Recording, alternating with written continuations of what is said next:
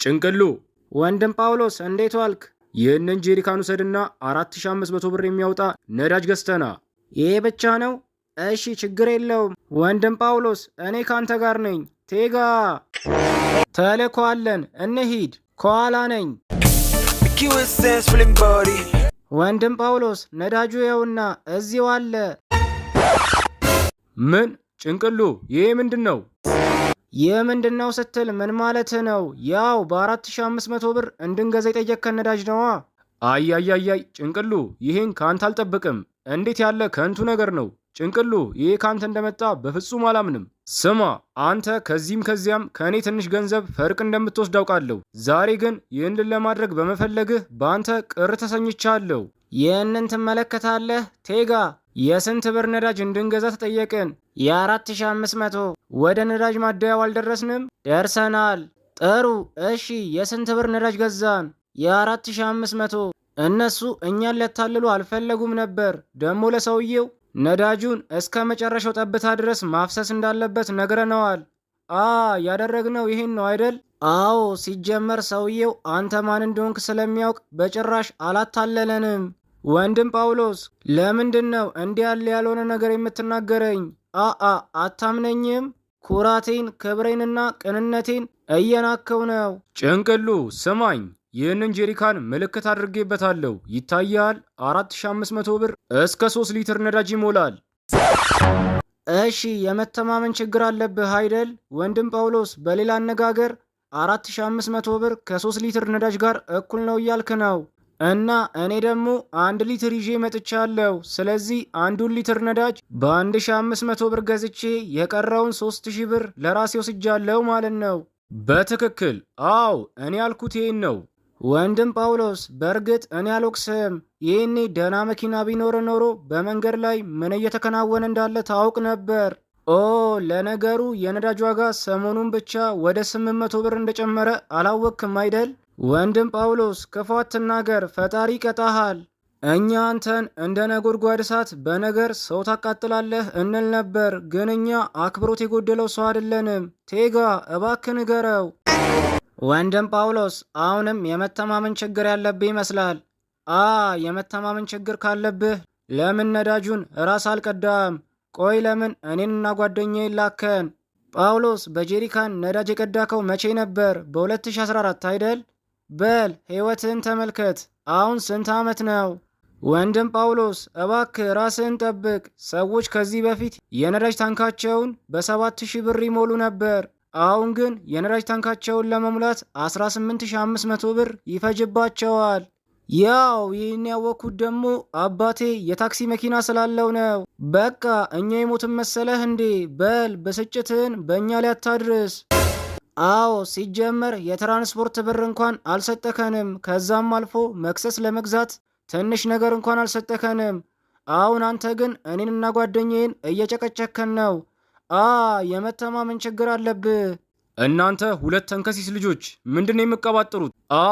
አሁን የተነቃቃን ይመስለኛል። በሉ ሌላ ችግር ከመፈጠሩ በፊት ከእኔ ፈርቅ የወሰዳችሁትን 3000 ብር አሁኑኑ ስጡኝ። እሺ እንደዛ ነው። በቃ ለነዳጅ መግዣ ከሰጠከን 4500 ብር ላይ 3000 ብሩን ለራሳችን ወስደነዋል። ነገር ግን ብሩን እንድንሰጥ ከፈለክ በአንድ ነገር መስማማት ይኖርብሃል። እሺ በምን? አንተ ብዙ ጊዜ ሚስት ወደ ስራ ስትሄድ ጠብቀህ ከጎረቤት ቤቲ ጋር ቀኑን ሙሉ ቤት ውስጥ ተደብቃችሁ ምን እንደምታደርጉ እኛ በደንብ እናውቃለን። ስለዚህ ለሚስትና ለአካባቢው ሰው በሙሉ ይህንን ጉድን እንዳንናገር ከፈለክ 3000 ብሩን ለእኛ ትተውልናለህ። ተግባባን?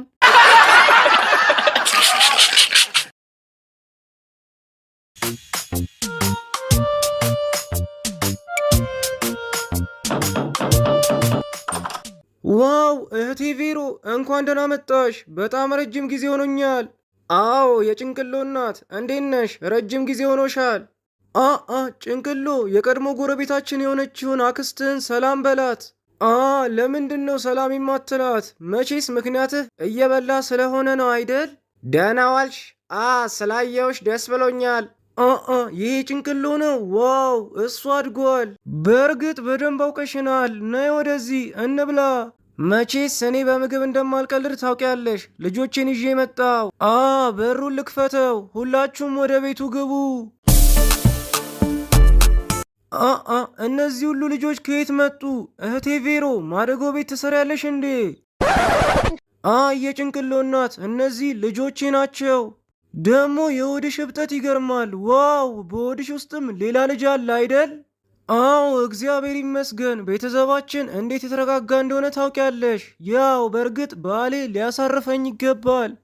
እኔ እርጉዝ ነኝ።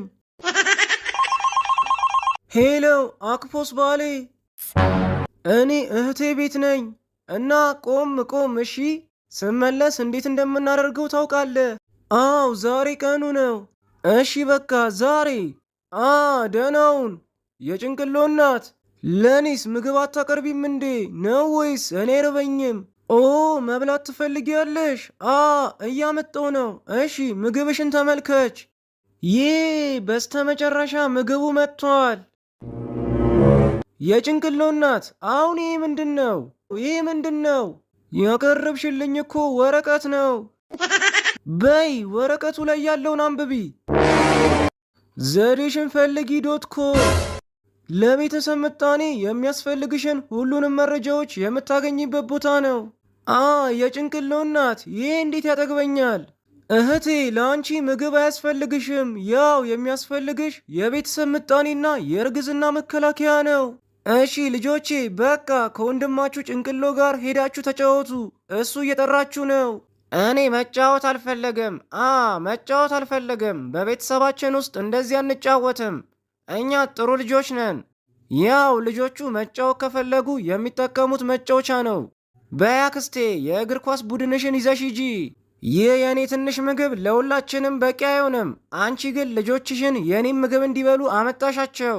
አክስቴ እባክሽ በእግዚአብሔር ስም እለምንሻለሁ፣ ልጆቹ ከእኔ ጋር መጫወት የሚፈልጉ ከሆነ መጀመሪያ ምግቤን እንድበላ ይፍቀዱልኝ።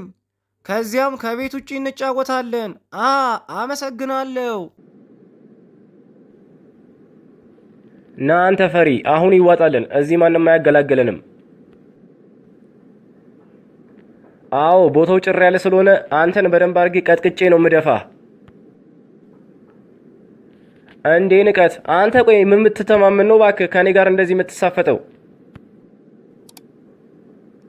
አልሰማም እንዴ? አባቴ እኮ የፍርድ ቤት ዳኛ ሆነ። ታዲያ የአባትህ ዳኛ መሆን ከኛ ጸብ ጋር ምን ያገናኘዋል?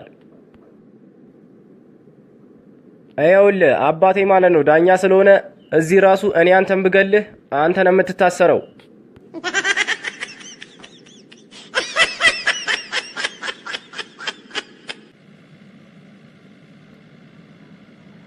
አንተ ከሚስት ጋር ተጣልተሃል የተባለው ነገር እውነት ነው እንዴ? ይቺንማ ትረባ እኮ ተገላገልኳት። ወይ ጉድ! ለመሆኑ ግን እንዴት ተጣላችሁ? ታውቃለህ፣ ስለ ልጅ እያወራን ወደፊት የምንወልዳቸው ልጆች በጣም ጎበዝና ጸባይኛ እንዲሆኑ ቆንጥጠን ነው ማሳደግ ያለብን ስላት ምን ብትለኝ ጥሩ ነው? ምን አለች? ጥፍሬ ቢነቀልብኝ ሳላለችኝ መሰለህ?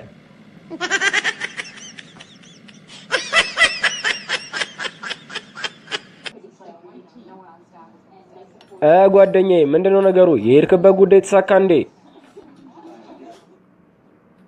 እባክህ ተወኝ፣ እኔ በጣም ተናድጃለሁ። የሄድኩበት ጉዳይ እኮ ዛሬም እኮ አልተሳካልኝም። ዛሬም አልተሳካልኝም ብቻ እንዳትለኝ እንዴ። አንተ ቆይ ምንድነው ነገሩ? የምትሄድባቸው ጉዳዮች በሙሉ ሳይሳኩልህ ነው እንዴ የምትመለሰው? በቃ አንተ እድለ ቢስ ነህ ማለት ነው። እባክህ እኔ ማለት ነው በጣም እድለ ቢስ ከመሆኑ የተነሳ አንዳንዴ ራሱ ሳስበው አባይ ራሱ ውሃ ለመቅዳት ብሄድ ውሃው ደርቆ ነው የሚጠብቀኝ።